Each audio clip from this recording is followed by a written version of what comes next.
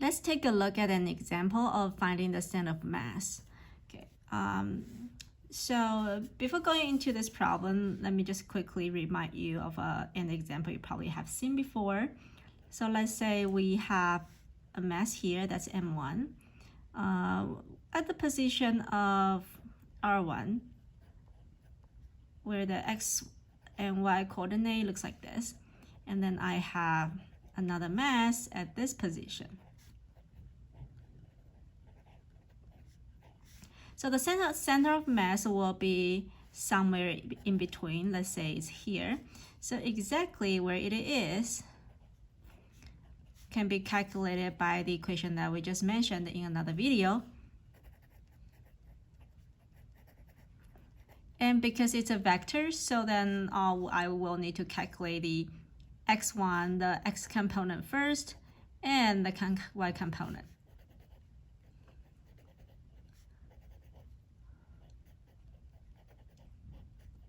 And then there's a y component, which is somewhat similar.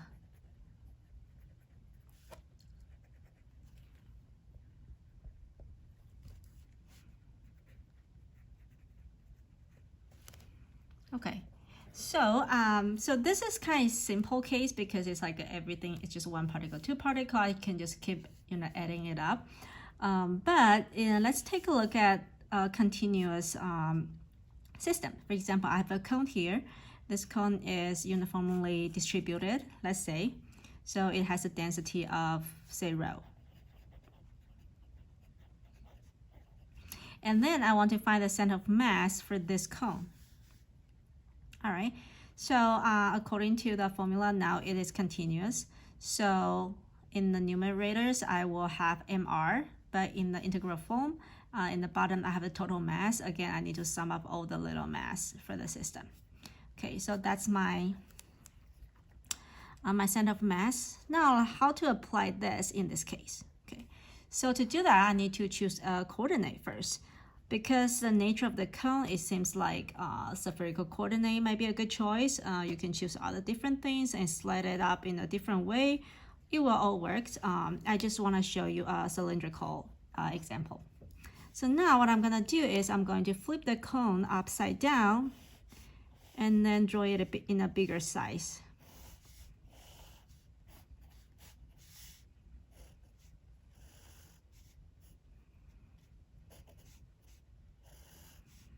Okay, and then for any arbitrary point in the cone, I can define an r, which is the radius, the distance between the origin to the point of the interest, and also the phi, meaning the angle that is swiped through on the xy plane, and also the angle theta here. That's the angle between the position with the z-axis.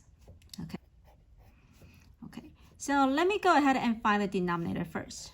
If I want to integrate out the mass here, where I know mass is nothing but the density times the volume, so this equals to density times the volume. Okay. Density, assuming it is fixed. If it's not fixed, I will have to keep it there. But since it is fixed, I'm going to pull it out. So here I only have dV in this case here. So what is dV? What is that little volume in spherical coordinate? If you can recall, it would be r squared sine theta, d theta, d phi, and dr, as you figure out in the first homework. Okay. So this is actually 3 integral because I have to integrate over the angle, the phi, and r. Okay.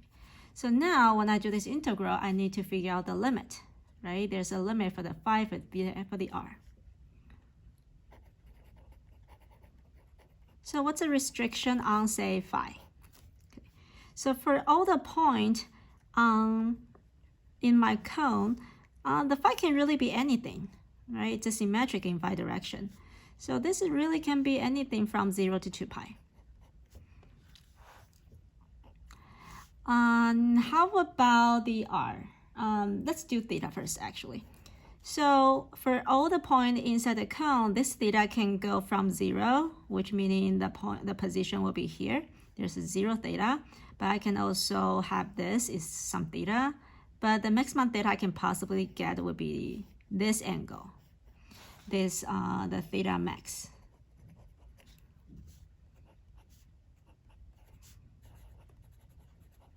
So there is a maximum angle here because the cone has a limit, right? It doesn't like go out, it doesn't go all the way out here. So this angle has a limit.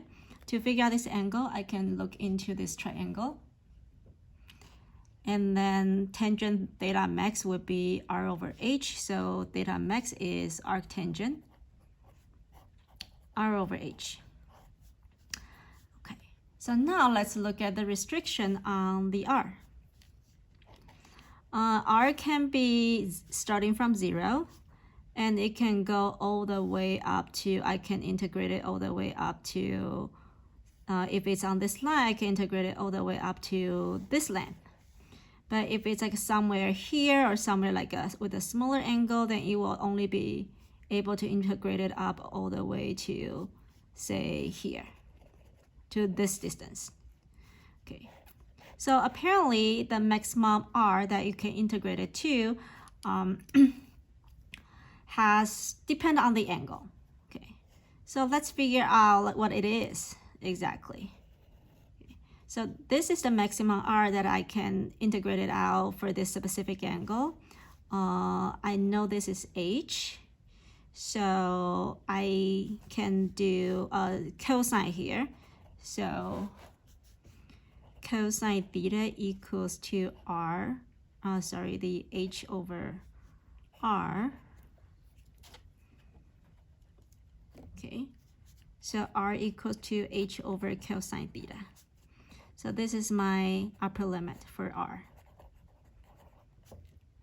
Okay. All right, so now with all the limit, I can go back and do my integral.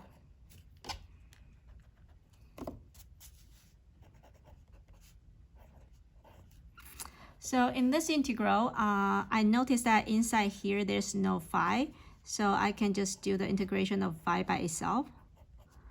And then I will, for the theta and r, I probably will do r first, and then I will do theta. So r is r squared, and sine here I will have to integrate out the theta. Okay, so in this, also whatever inside, only r squared will make a difference in the r integral, so I put them together, and sine theta I put this together with the theta angle. So I want to integrate out this first, and then this. The order matters, because when I integrate out this, I know that its upper limit has something to do with the angle, so when I integrate it out, I will get a value that's related to theta, and that need to be integrated again. Okay. So what if I work this out? This would be, phi from 0 to 2 pi. So let me just do it step by step. Okay. This one I cannot do yet. This one I can just do it by itself because it's irrelevant with any other variables. But if you want to wait for if you want to do it at the very last step, you can also do that. Okay, so this guy will give me a third of r cubed.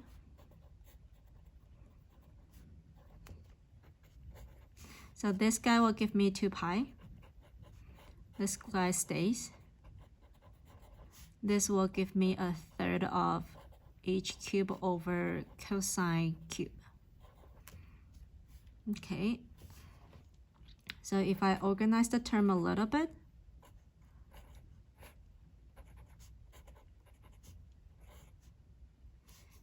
I get d theta sine theta over cosine cube here. Okay. Here I noticed that I can combine these two together by setting u. I can do it essentially. I can do a change of variable here. I will set u to be cosine theta. So du equals to negative sine theta d theta. Okay, so sine theta d theta is this guy. So I can replace my integral to be this.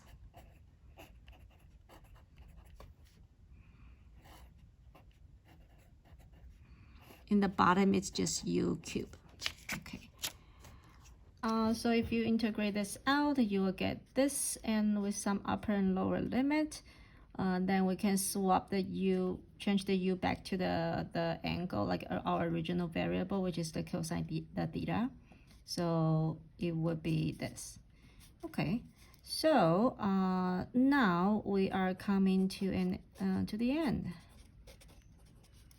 Cosine square is essentially secant square. If we put 0 here, this is 1. Okay, so what is the secant square theta max? Secant square is 1 plus tangent square. And tangent theta max, so the max angle here is arctangent r over h. So tangent theta is just r over h. So tangent theta here is r over h.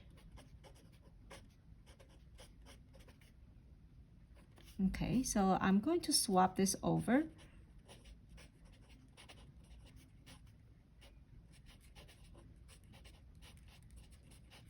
These two canceled out, and then I can organize my variables a little bit.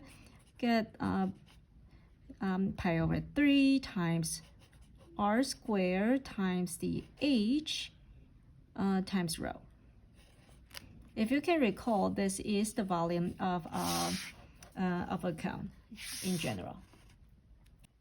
Okay, so now we're done with finding the total mass, and which is the denominator. Let's go ahead and find out the numerators. Okay, so for the numerators, I know that position is going to be a vector, and then because of symmetry, I can see that this vector, I can kind of predict that the center of the mass should be somewhere along this line, or let's say in this picture, it will be somewhere along this line where the x component and y component are 0.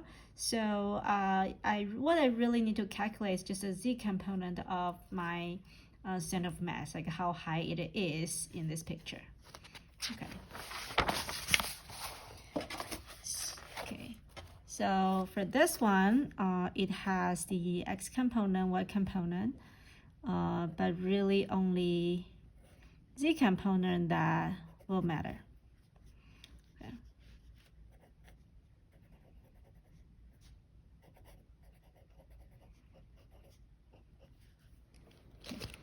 Due to symmetry.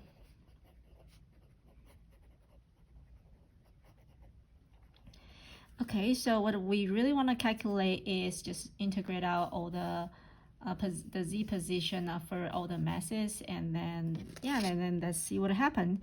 So again, even though I want to calculate the z component factor, but this integral is still better to be done in spherical coordinate. So I'm still going to use spherical coordinate. So let me convert this whole thing into spherical coordinate. Okay, so first z, right? And the z component of this position will be, so that's my angle, will be r times cosine theta. It will be r times cosine theta. Okay, so I can rewrite my z, this variable, into r times cosine theta, and where m will be, as what we just did, it will be the density times dv. And where the dv in spherical coordinate is r squared times sine theta times d theta d phi dr. And again, this is supposed to be through integral because I have 3 variables to integrate it out. Let me just organize my variable a little bit. This one is a constant. Let me kick it out. And then I know there's no phi here, so let me do d phi first. Okay, that's easy. Okay, and then between r and theta, remember that, because the limit, the integration limit is still the same as the previous problem because it's the same CoM. So again, I want to integrate out the r first, which in this case is r cubed. And then after that, because this is integrating from 0 to h over cosine theta, so this will give me some angle dependent, some theta dependent function. Then I will do this integral later. Okay, so besides that, we still have cosine theta and sine theta we need to take into consideration. Okay, so yeah, so just, do it one by one, starting from here, here to here. Eventually you will get a number that looks like this. I'll fill out the details so that you can look up the notes and to know how to do the integration. But essentially this is the outcome. So the center of the mass in z direction is this guy,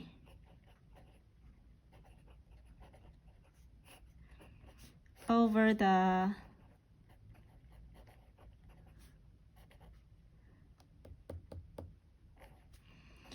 total mass, and then if you work out the number, this cancel out, it would be 3/4h. Okay, so meaning that for this cone, the center of mass is sitting right over here, where this is h, and this would be 3h/4. Okay, so that's pretty much 3/4 of the thing, of my height.